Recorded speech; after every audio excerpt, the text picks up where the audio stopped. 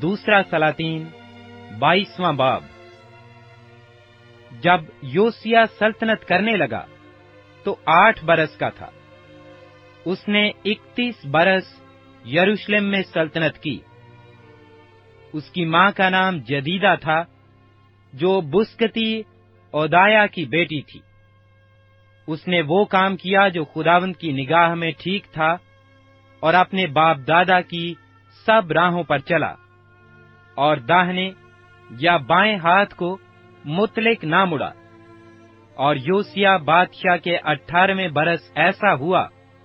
कि बादशाह ने साफन बिन असलिया बिन मुसालिम मुंशी को खुदावंद के घर को भेजा और कहा कि तू खलकिया सरदार काहिन के पास जाना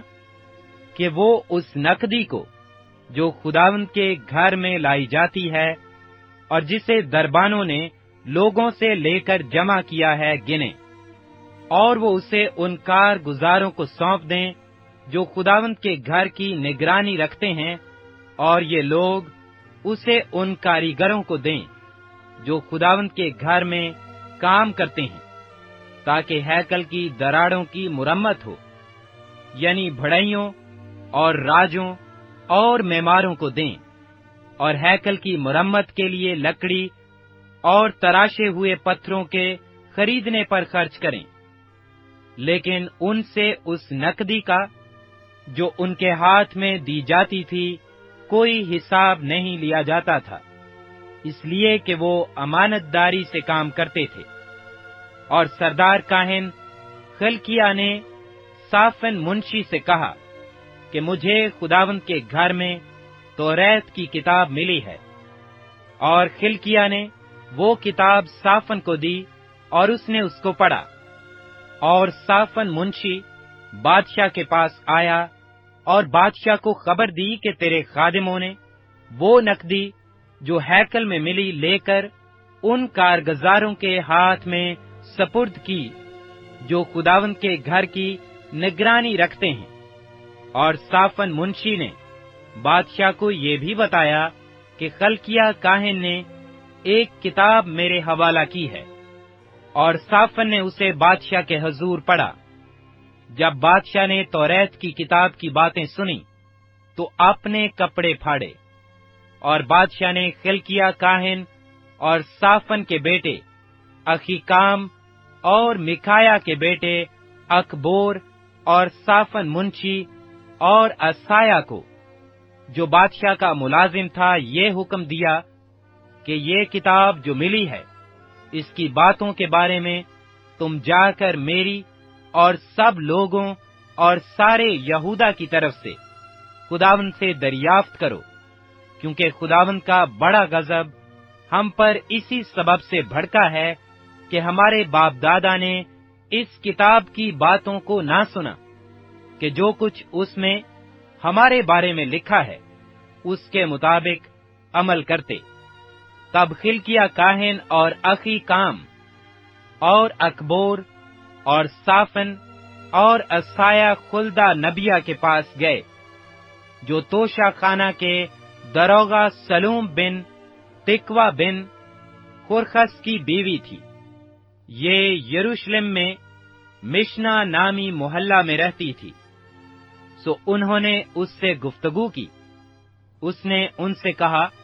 खुदावंद इस्राएल का खुदा यूं फरमाता है कि तुम उस शख्स से जिसने तुमको मेरे पास भेजा है कहना कि खुदावंद यूं फरमाता है कि मैं इस किताब की उन सब बातों के मुताबिक जिनको शाह यहूदा ने पढ़ा है,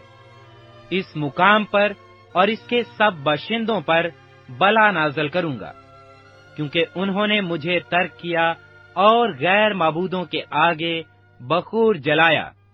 ताकि अपने हाथों के सब कामों से मुझे गुस्सा दिलाएं। सो मेरा कहर इस मुकाम पर भड़केगा और ठंडा ना होगा। लेकिन शाह यहूदा से, जिसने तुमको खुदावंद से दरियाफ्त करने को भेजा है, यूं कहना कि खुदावंद इस्राएल का खुदा यूं फरमाता है कि जो बातें तूने सुनी हैं उनके बारे में ये है कि चूंकि तेरा दिल नर्म है اور جب تو نے وہ بات سنی جو میں نے اس مقام اور اس کے باشندوں کے حق میں کہی کہ وہ تباہ ہو جائیں گے اور لعنتی بھی ٹھہریں گے، تو نے خداوند کے آگے عاجزی کی اور اپنے کپڑے پھاڑے اور میرے آگے رویا، سو میں نے بھی تیری سن لی۔ خداوند فرماتا ہے، اس لیے دیکھ میں تجھے تیرے باپ دادا کے ساتھ ملا دوں گا، اور تو اپنی گور میں سلامتی سے اتار دیا جائے گا، اور ان سب آفتوں کو جو میں اس مقام پر نازل کروں گا تیری آنکھیں نہیں دیکھیں گی۔ سو وہ یہ خبر بادشاہ کے پاس لائے۔ دوسرا سلاطین 23واں باب۔ اور بادشاہ نے لوگ بھیجے اور انہوں نے یہودا اور یروشلم کے سب بزرگوں کو اس کے پاس جمع کیا، اور بادشاہ خداوند کے گھر کو گیا، اور اس کے ساتھ یہودا کے سب لوگ اور یروشلم کے سب باشندے اور کاہن اور نبی اور سب چھوٹے بڑے آدمی تھے۔ اور اس نے جو عہد کی کتاب خداوند کے گھر میں ملی تھی، اس کی سب باتیں ان کو پڑھ سنائیں۔ اور بادشاہ ستون کے برابر کھڑا ہوا، اور اس نے خداوند کی پیروی کرنے اور اس کے حکموں اور شہادتوں اور آئین کو اپنے سارے دل اور ساری جان سے ماننے اور اس عہد کی باتوں پر جو اس کتاب میں لکھی ہیں عمل کرنے کے لیے خداوند کے حضور عہد باندھا، اور سب لوگ اس عہد پر قائم ہوئے۔ پھر بادشاہ نے سردار کاہن خلقیہ کو اور ان کاہنوں کو جو دوسرے درجہ کے تھے اور دربانوں کو حکم کیا کہ ان سب برتنوں کو جو بال اور یسرت اور آسمان کی ساری فوج کے لیے بنائے گئے تھے خداوند کی ہیکل سے باہر نکالیں، اور اس نے یروشلم کے باہر کدرون کے کھیتوں میں ان کو جلا دیا اور ان کی راکھ بیتل پہنچائی۔ اور اس نے ان بت پرست کاہنوں کو جن کو شاہان یہودا نے یہودا کے شہروں کے اونچے مقاموں اور یروشلم کے آس پاس کے مقاموں میں بخور جلانے کو مقرر کیا تھا، اور ان کو بھی جو بال اور سورج اور چاند اور سیاروں اور آسمان کے سارے لشکر کے لیے بخور جلاتے تھے موقوف کیا۔ اور وہ یسرت کو خداوند کے گھر سے یروشلم کے باہر کدرون کے نالے پر لے گیا، اور اسے کدرون کے نالے پر جلا دیا، اور اسے کوٹ کوٹ کر خاک بنا دیا، اور اس کو عام لوگوں کی قبروں پر پھینک دیا۔ اور اس نے لوتیوں کے مکانوں کو جو خداوند کے گھر میں تھے،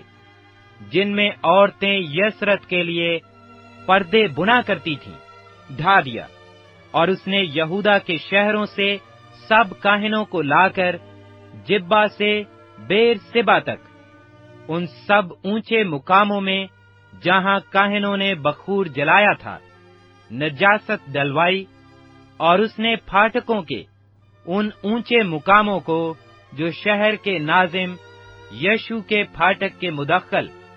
یعنی شہر کے پھاٹک کے بائیں ہاتھ کو تھے گرا دیا۔ تو بھی اونچے مقاموں کے کاہن یروشلم میں خداوند کے مذبح کے پاس نہ آئے، لیکن وہ اپنے بھائیوں کے ساتھ بے خمیری روٹی کھا لیتے تھے۔ اور اس نے توفت میں جو بنی ہنوم کی وادی میں ہے نجاست پھینکوائی، تاکہ کوئی شخص مولک کے لیے اپنے بیٹے یا بیٹی کو آگ میں نہ چلوا سکے۔ اور اس نے ان گھوڑوں کو دور کر دیا جن کو یہودا کے بادشاہوں نے سورج کے لیے مخصوص کر کے خداوند کے گھر کے آستانہ پر ناتن ملک خواجہ سرا کی کوٹھڑی کے باہر رکھا تھا،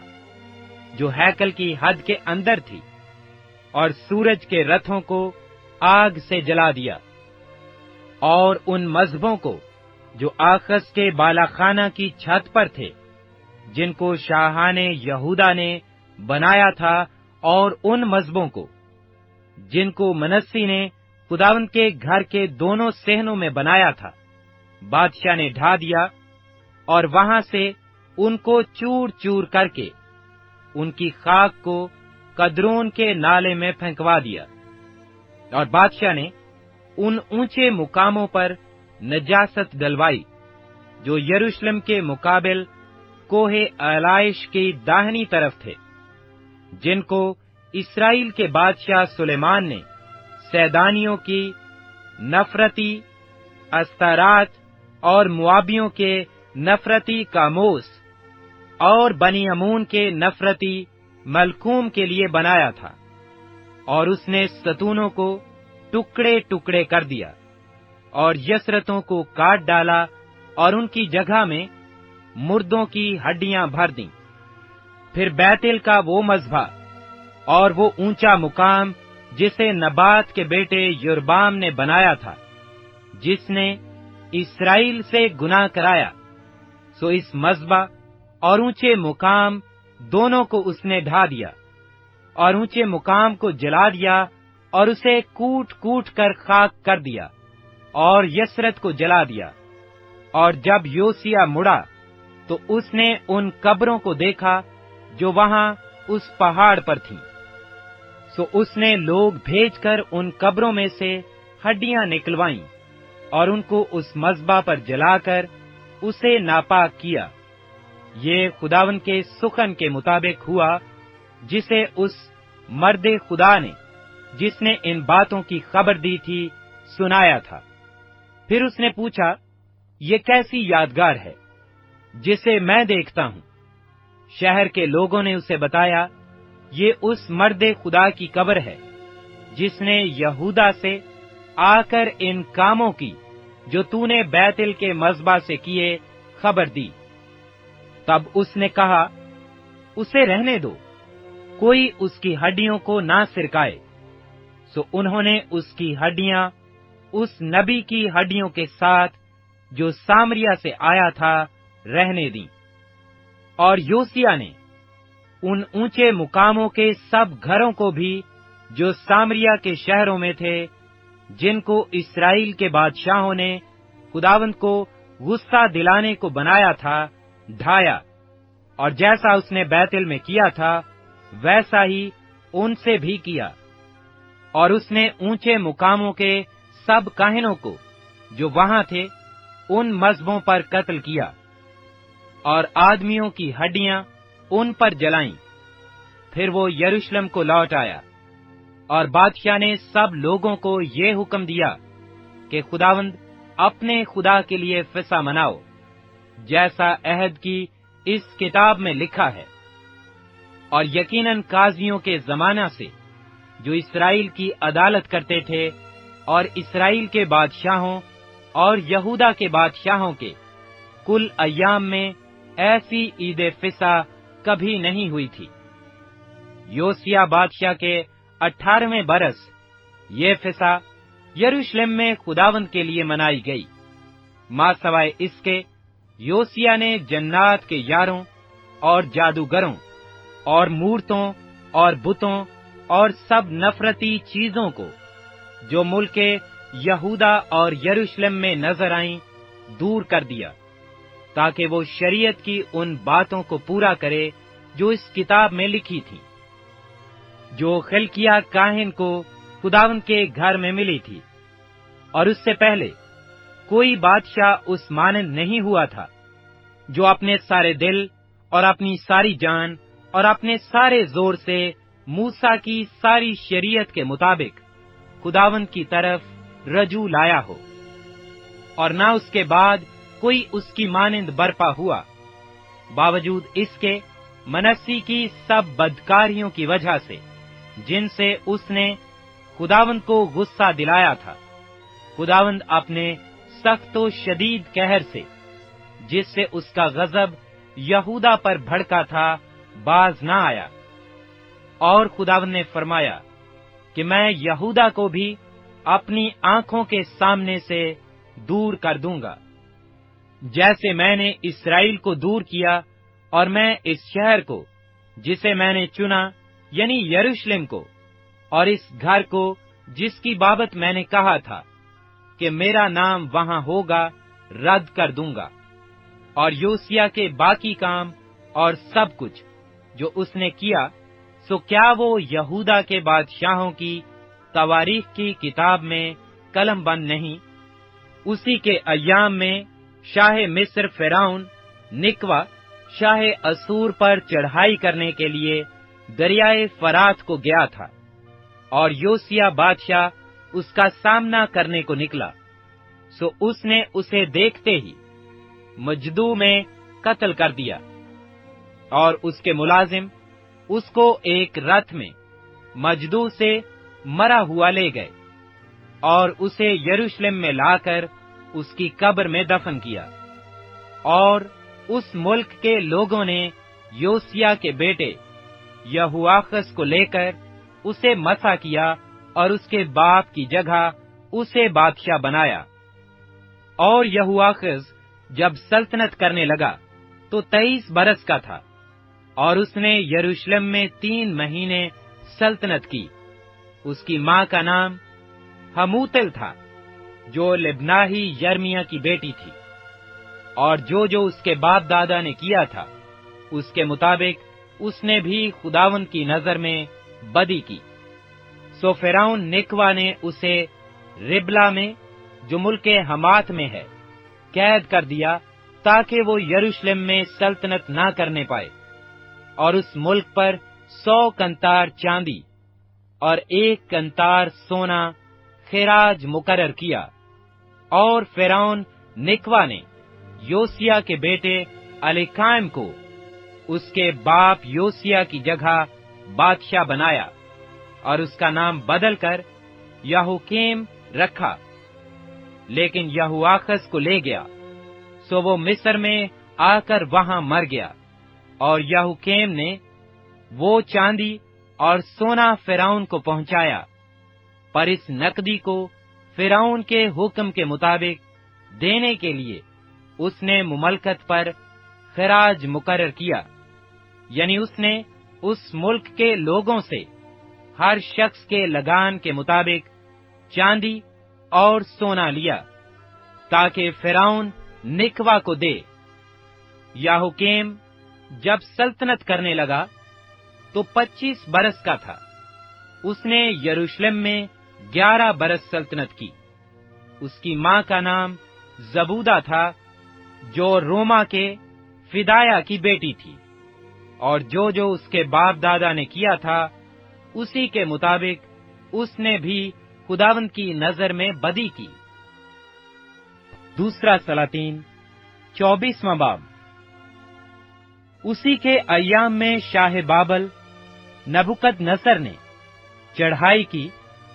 اور یہویاکیم 3 برس تک اس کا خادم رہا۔ تب وہ پھر کر اس سے منحرف ہو گیا، اور خداوند نے کسدیوں کے دل اور ارام کے دل اور مواب کے دل اور بنی امون کے دل اس پر بھیجے، اور یہودا پر بھی بھیجے، تاکہ اسے جیسا خداوند نے اپنے بندوں نبیوں کی معرفت فرمایا تھا ہلاک کر دے۔ یقیناً خداوند ہی کے حکم سے یہودا پر یہ سب کچھ ہوا، تاکہ منسی کے سب گناہوں کے باعث جو اس نے کیے ان کو اپنی نظر سے دور کرے، اور ان سب بے گناہوں کے خون کے باعث بھی جسے منسی نے بہایا، کیونکہ اس نے یروشلم کو بے گناہوں کے خون سے بھر دیا تھا، اور خداوند نے معاف کرنا نہ چاہا۔ اور یہویاکیم کے باقی کام اور سب کچھ جو اس نے کیا، سو کیا وہ یہودا کے بادشاہوں کی تواریخ کی کتاب میں قلم بند نہیں؟ اور یہویاکیم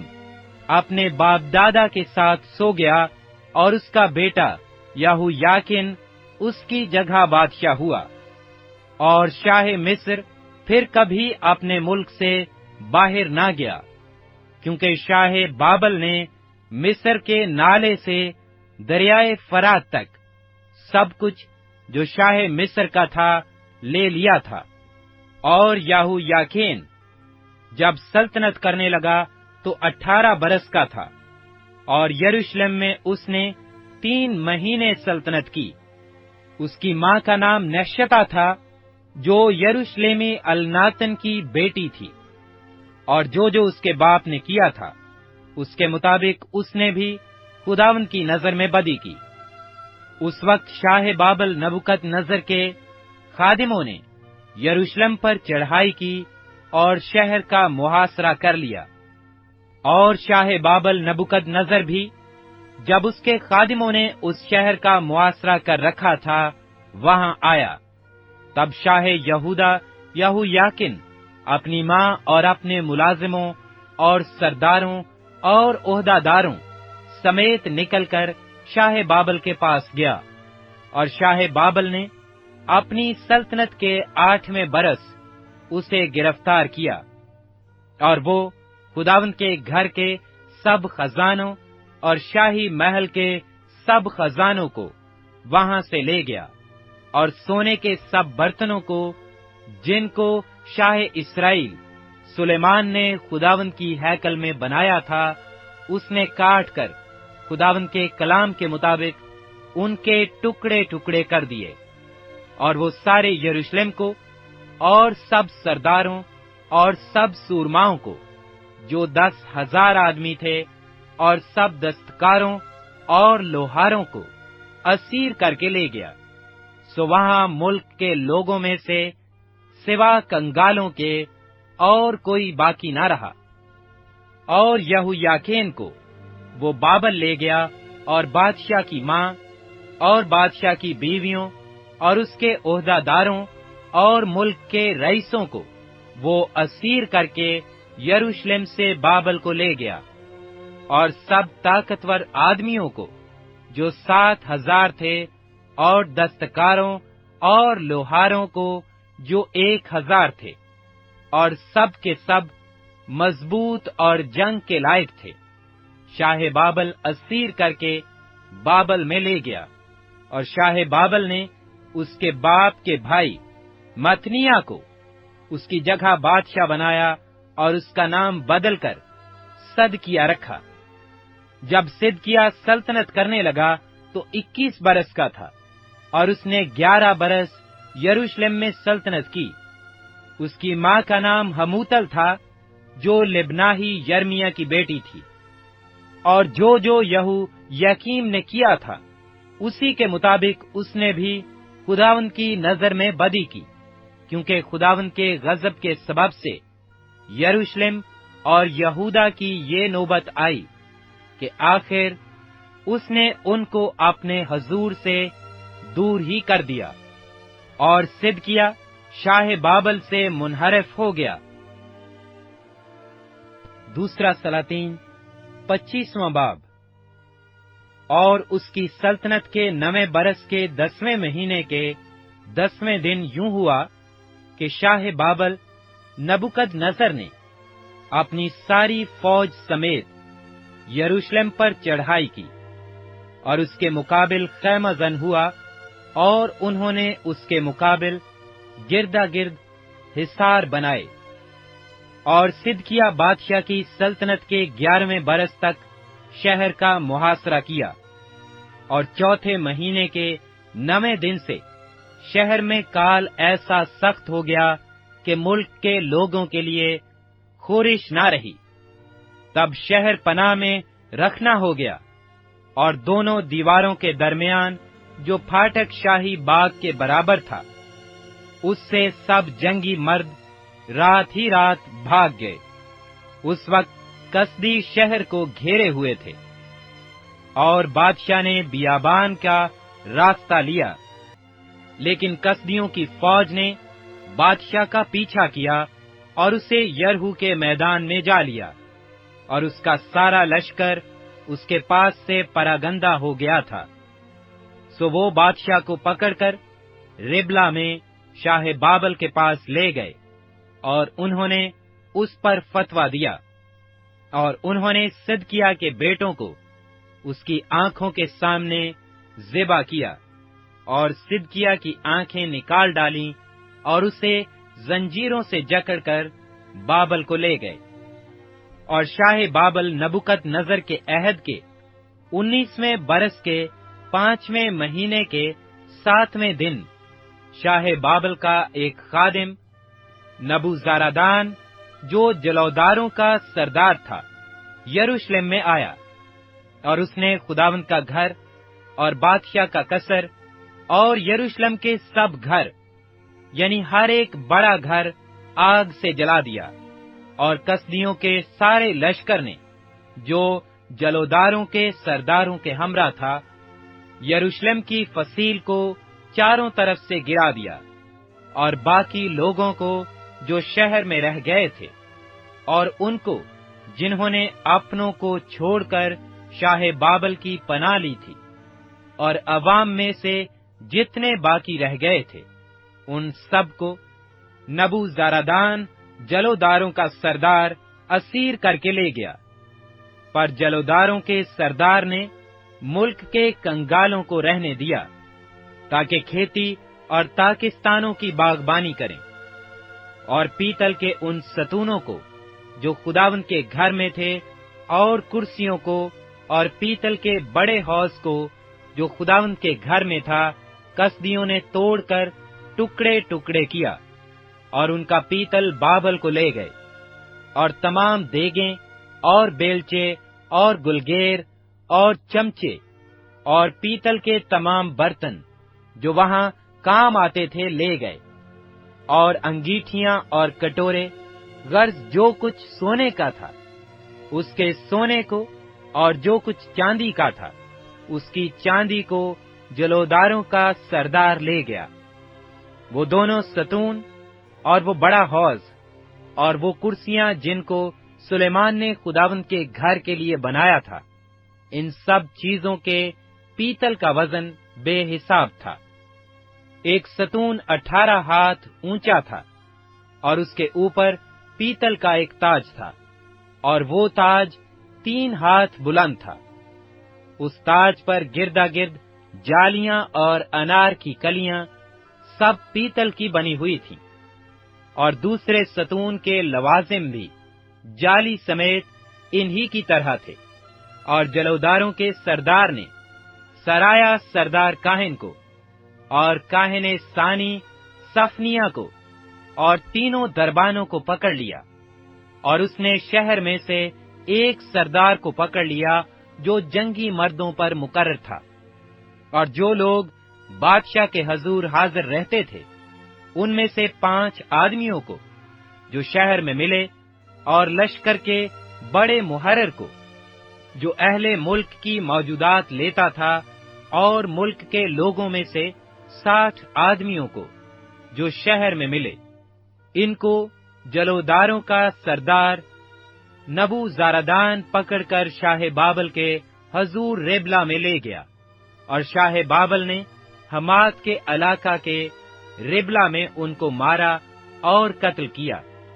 سو یہودا بھی اپنے ملک سے اسیر ہو کر چلا گیا، اور جو لوگ یہودا کی سرزمین میں رہ گئے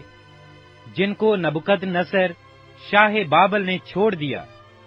ان پر اس نے جدلیہ بن اخیکام بن صافن کو حاکم مقرر کیا۔ جب جتھوں کے سب سرداروں اور ان کی سپاہ نے یعنی اسماعیل بن نتنیہ اور یہونان بن کریا اور سرایا بن یخومت نتوفاتی اور یازنیہ بن میکاتی نے سنا کہ شاہ بابل نے جدلیہ کو حاکم بنایا ہے، تو وہ اپنے لوگوں سمیت مصفا میں جدلیہ کے پاس آئے، اور جدلیہ نے ان سے اور ان کی سپہ سے قسم کھا کر کہا، کسدیوں کے ملازموں سے مت ڈرو، ملک میں بسے رہو اور شاہ بابل کی خدمت کرو اور تمہاری بھلائی ہوگی۔ مگر 7ویں مہینے ایسا ہوا کہ اسماعیل بن نتنیہ بن الیسما جو بادشاہ کی نسل سے تھا اپنے ساتھ 10 مرد لے کر آیا، اور جدلیہ کو ایسا مارا کہ وہ مر گیا، اور ان یہودیوں اور کسدیوں کو بھی جو اس کے ساتھ مصفا میں تھے قتل کیا۔ تب سب لوگ، کیا چھوٹے کیا بڑے، اور جتھوں کے سردار اٹھ کر مصر کو چلے گئے، کیونکہ وہ کسدیوں سے ڈرتے تھے۔ اور یہویاکین شاہ یہودا کی اسیری کے 37ویں برس کے 12ویں مہینے کے 27ویں دن ایسا ہوا کہ شاہ بابل اوول مردک نے اپنی سلطنت کے پہلے ہی سال یہویاکین شاہ یہودا کو قید خانہ سے نکال کر سرفراز کیا، اور اس کے ساتھ مہر سے باتیں کی، اور اس کی کرسی ان سب بادشاہوں کی کرسیوں سے جو اس کے ساتھ بابل میں تھے بلند کی۔ سو وہ اپنے قید خانہ کے کپڑے بدل کر عمر بھر برابر اس کے حضور کھانا کھاتا رہا، اور اس کو عمر بھر بادشاہ کی طرف سے وظیفہ کے طور پر ہر روز رسد ملتی رہی۔